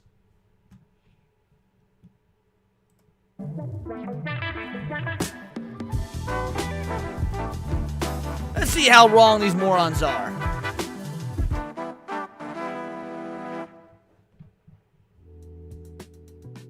The Department of Homeland Security has been making social media posts using imagery from Halo. Is that what we're starting with? We're starting with the first of all, how old is this video? Hold on, how old is this video? 2 days ago. 2 days ago. And they're throwing a bitch fit about DHS posting fucking memes. Christ in heaven. To say it's a disgusting dehumanization of people would be an understatement. We already know where this is going. We are 25 seconds in, and they call it a disgusting dehumanization of people. Guys, it ain't that deep. They're fucking memes. In the post on Twitter, the DHS describes immigrants as the Flood that needs to be destroyed. The Flood is the parasitic enemy featured in the Halo franchise that takes over host bodies and can only be eradicated completely by firing off a Halo ring, which wipes the galaxy clean of life. Unfortunately, as of this writing, Microsoft has yet to take a stand against the government using its own IP in this way. They wouldn't have any case for it. What do you mean? Unfortunately, Microsoft, they can't do shit. You can't fucking charge me for memes. If I make a Halo meme right now, Microsoft can't fucking sue me. What do these dipshits think can be done? Marcus Leto, the co-creator of Halo, and Jamie Greisemer, who is one of the chief designers of the original Halo games, have though. Even though they most likely have different political stances based on what I can tell from their interactions online, they agree that this is wrong. In an interview with Stephen Totilo from GameFile, Leto said it was abhorrent, and it really makes me sick seeing Halo co-opted like this. Greisemer, who isn't exactly a fan of the left based on his post on Twitter, said, "Using Halo imagery in a call to destroy people because of their immigration status goes way too far and ought to offend every Halo fan, regardless of political orientation." Bitch made. Both of them are fucking bitch made. Get over it. They're fucking memes. They're fucking memes. Alright, boomers gonna see these memes or whatnot, and they're not even gonna know what it means. Move the fuck on. Nah, if we're talking about an affront to every Halo fan, let's go back to that goddamn TV show. Let's go back to Master Cheeks. Let's talk about how you had Homeboy take off his fucking helmet and fuck Flood spies. I personally or find Covenant it despicable. spies, whatever. The Flood are evil space zombie parasites and are not an allegory to any group of people. This isn't the first instance of ICE and DHS using a video game property to promote their propaganda either. Back in September, they used Pokemon, to which... I don't remember. I don't remember the left freaking out when fake video game footage was used. Or, well, I mean, the video game footage was real, but the story was fake. When video game footage was used to promote Russia bombing Ukraine. Dude, I don't know if you guys remember this story or not. CNN ran actual footage of, I believe it was Counter-Strike 2, and they tried to pass that footage off as real-life footage of Russia bombing Ukraine. I don't recall a lot of outrage then. Seems like it's only a problem when the right does it. Nintendo told Polygon, "We are aware of a recent video posted by the Department of Homeland Security that includes imagery and language associated with our brand. Our company was not involved in the creation or distribution of this content, and permission was not granted for the use of our intellectual property." And you can't do anything about it because it was done in a transformative way. Sucks to suck. Oh, was it Arma 3? Yeah, okay. It was. You're right. It was Arma. It was Arma, not Counter-Strike. You're right. It was Arma 3. What's truly telling about all this, though, is how the crowd that is always raging about how politics shouldn't be in games are cheering this on. They seem to not. Because the politics aren't in the games. This is like bro, is he this retarded or is he this disingenuous? I'm not sure which. Yes, politics shouldn't be in games. But games are pieces of the cultural zeitgeist and can, in fact, be used for memes. Absolutely. Understand, or not care about, the difference between a private company running a politically adjacent event to support a cause their employees, the people who made the game you're playing, believe in, and the government straight up co-opting a media property to push its own propaganda. I don't think I need to explain to you why this is a slippery slope to go down. It's not a slippery slope. It's not a slippery slope at all. Memes are fine. Jokes are fine. Statements are fine. Again, you wouldn't be bitching at all if this was being done the other way around. No, if under the Biden administration, he posted a Halo meme and it was directed at Manga, this video would not exist. I goddamn guarantee it. So you don't even need to pretend like you care about the slippery slope argument. But having just covered how EA is selling out to Saudi Arabia and Jared Kushner, who is the son-in-law of President Trump, we're going down a dangerous path very quickly. The same people cheering this on will surely be left aghast when the government ends up trying to decide what games you can play, what games can be made, and who can make them.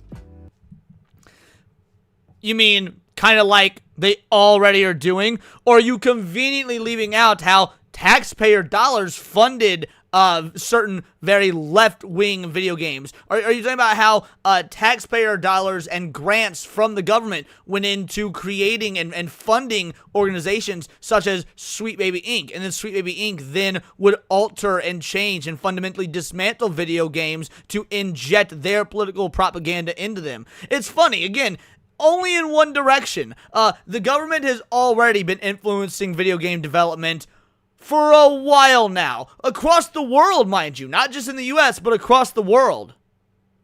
Now, do I like that? No, not in the slightest. But I am going to call out this double standard. I mean, the government is already taxing you without representation because Congress has relinquished the power of the purse. Now these dumb motherfuckers that wanted to tax the billionaires and the millionaires and whatnot are trying to be all taxation is theft. He's out here bitching about the government co-opting gaming when he's co-opting right-wing talking points about taxes. Holy shit. So, what's to stop them from controlling the media you consume? They already do! Normally, writing that might be seen as fear-mongering, but in this current environment, where the government is pushing companies to take comedians they don't like off the air, banning books from libraries, and going after the funding of blue state. Notice, right here, boys, right here, genderqueer. Yes! Yeah, that should be fucking banned. That's pornography. It doesn't exactly seem far-fetched, considering that the vast majority of the games industry, as with any artistic industry, is more progressively aligned. Seems like a matter of when at this rate. Good. The future that these people envision is an industry where games are created by AI, and therefore made by an entity that they don't politically disagree with. Nobody actually wants games made by AI except for fucking Elon Musk. Get the fuck out of here. A market that isn't free and removes the games, studios, and people they personally dislike. An entity that they can completely control to make whatever this slop is.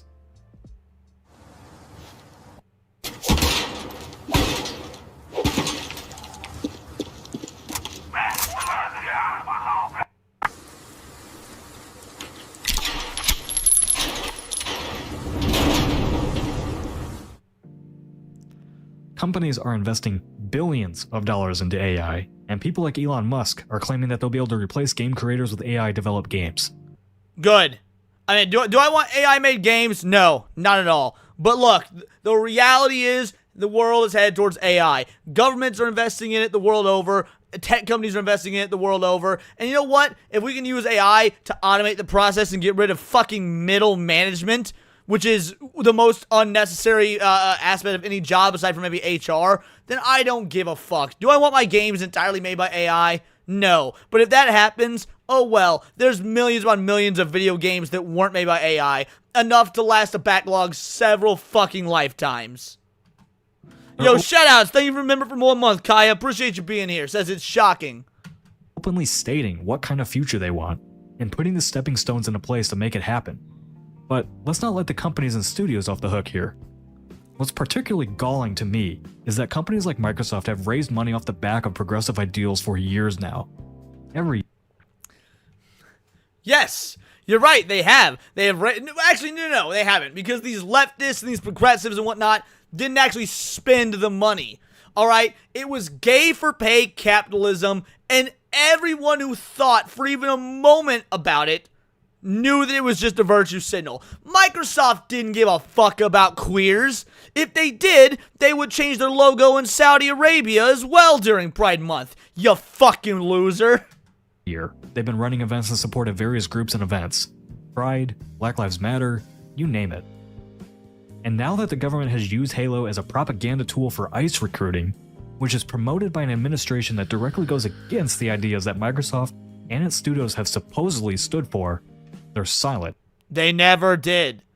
It was always propaganda from Microsoft. This dude is over here shocked that Big Daddy Corpo didn't actually love him. Like to him, he is the fucking, he is the simp that has sent $10,000 to his favorite gothy mommy e-girl, only to find out she's texting other dudes and she'll never actually play with his pee-pee. Holy fuck. I'm not naive.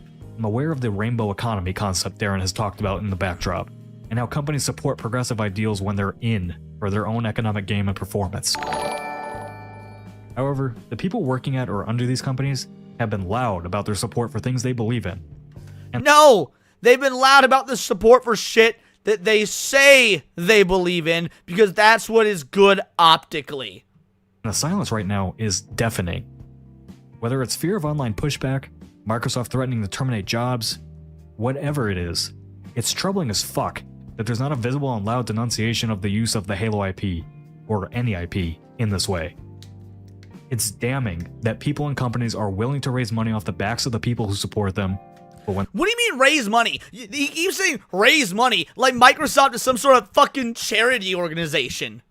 Dude, it's a fucking business. It is a business. This dude wants the communist utopia and doesn't realize that under said communist utopia, he would never get a fucking video game again. their employees are targeted by mobs led by ambulance-chasing YouTubers, they're nowhere to be found. When the government uses their IPs to push a message of hate and division as the companies themselves promote unity, they're letting it go unchallenged. Microsoft and Nintendo are massive companies. If they wanted to push back on this, they would. Industry professionals give big speeches at— Wow, it's almost like a corporation acting like a fucking corporation and doing what they can to, you know, make money isn't a bad thing. At award events that gain millions of views. Leaders like Phil Spencer give flowery interviews talking about how important inclusion and different perspectives are in the industry. So, where's the collective action? Where's the pushback? You're right, different perspectives are very important. And after the last decade and a half of only showing us one perspective, the perspective of the left-leaning, not even left-leaning, the full-on communist Rainbow Brigade wanting to put fucking trannies in every single video game ever made, after having them dominate the cultural zeitgeist when it comes to video games for the last decade and a half, maybe, just maybe, if different viewpoints are so important, we can throw a bone to the right-wingers out there using Halo memes about ice.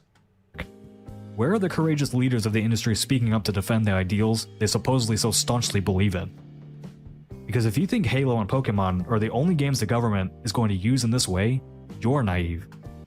I want the government to use more. I want to see Department of Homeland Security use Sonic the Hedgehog and Metal Gear. You know what? I want them to find a way to fucking put Fallout in there. Dude, when we have J.D. Vance running for president in 2028, I want him to be using Fallout memes to show that Ocasio-Cortez or whoever he runs against, like, the world that we would get if we got them as president would lead to fucking Fallout New Vegas or something, or lead to Fallout 3. Just, like, show pictures of the Capitol Wasteland and be like, do you want AOC as president? I'm all for it. Let's go. In fact, they're not even hiding it. In an email response to independent games reporter Alyssa McConaughey,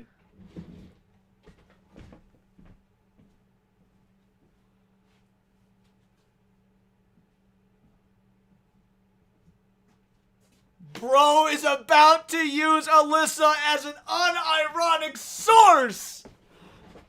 Let's go, son! Holy shit! the government openly states they're going to use any medium they can to get their messaging across, including more of your favorite IPs. And I'm going to assume they'll be doing so without permission from those IP holders.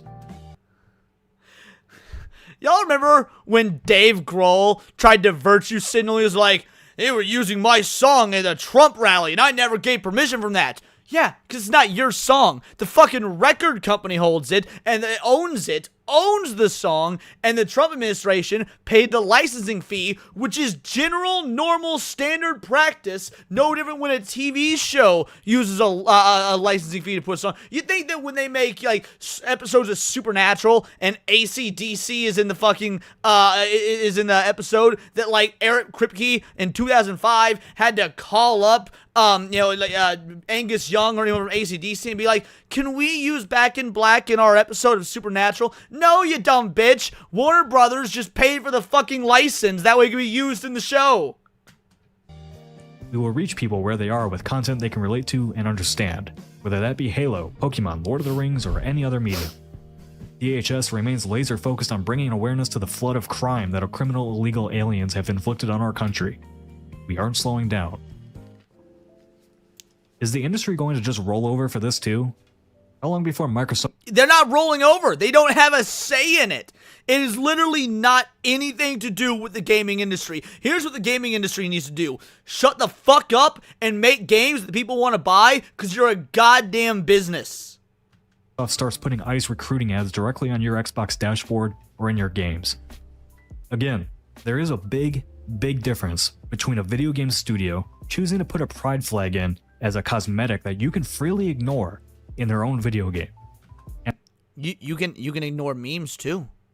I don't know if you're aware of this. You can ignore memes as well. And the federal government coercing or putting pressure on a company to promote their propaganda.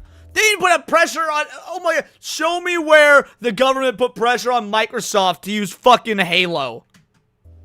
For years, the prevailing message has been to ignore the trolls. Don't respond to them, and they go away. But they didn't go away. They built their audiences, their influence, and now some of these people are in the highest positions of our government because of the lack of challenge and accountability.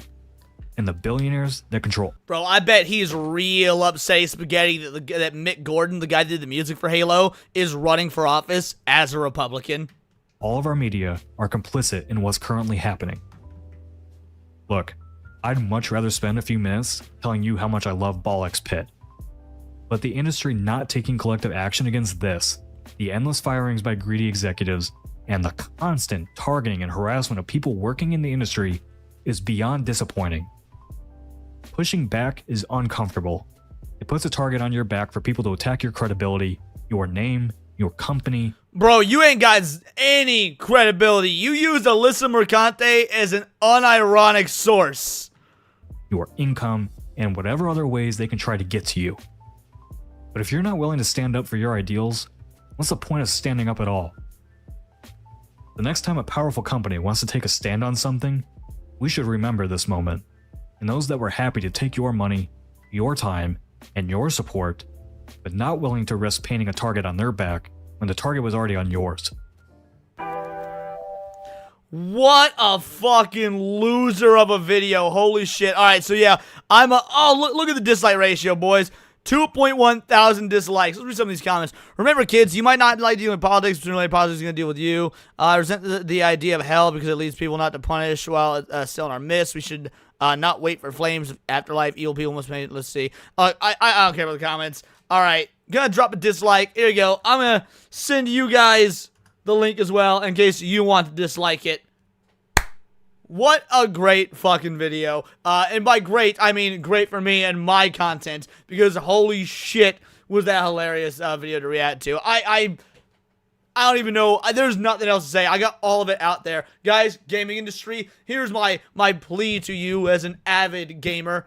Don't listen to dipshits like this. Keep making games. Quit making games lame and gay and full of trannies and pride flags and shit. Just make cool shit that the regular, average, everyday individual wants to buy. Remember who won the popular vote this past election, which means remember what the majority of the citizenry think. Think about the new Prime Minister of Japan and what direction she falls on the political spectrum. And when you remember all that, realize the majority will play and buy games that are, made for normal fucking people.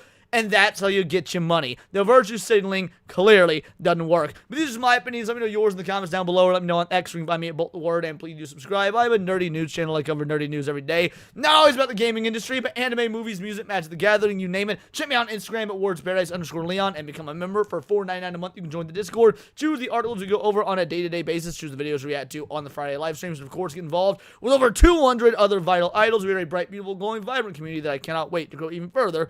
Because we do care about diversity. Only one kind of diversity. Diversity of thought. That's interesting to you. Join the Discord. Subscribe. And until next time, it's all here in the Nerdosphere. This has been Words of Paradise. I have no idea if this is going to get clipped into a video or not. But yeah, that was just in case. I'd throw it out there. Alright, so a minute ago we had, there we go, Butter Framed in Gold for a 2-banger. I have 2,900 games on my hacked 3DS. I'm good. Holy shit, I didn't know that a hacked 3DS could hold that number of games. That is insane. I am shocked. Shocked. I didn't even play the rest of it. I didn't even play the next part. The whole, not that shocked. I'm legitimately shocked. I'm legitimately shocked. Either way, shout out. Thank you for the 2-banger, bro. Alrighty, crew. I think we out. We're finished for the day. I know it was a little bit shorter. I try to go for, like 2.5 hours at least. Thursdays are always the long day, though, because I've got some errands I have to run and take care of. So, that being said, for those of you that came in today, have fun. Thank you so much. We'll be back tomorrow at the same time, 1 o'clock p.m. Central Standard Time. And that stream will go notably longer, somewhere between 3 and 5 hours. There'll be a lot more to talk about. But, yeah, Wednesdays I have things I have to do in the afternoon. So, yep, it's time for me to go. Let's see who's live. We got to raid somebody. Let's see who's live. 1 sec. Got to get a raid going. Who is live right now?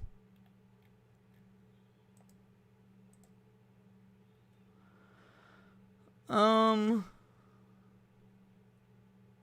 Raid Stupinzo.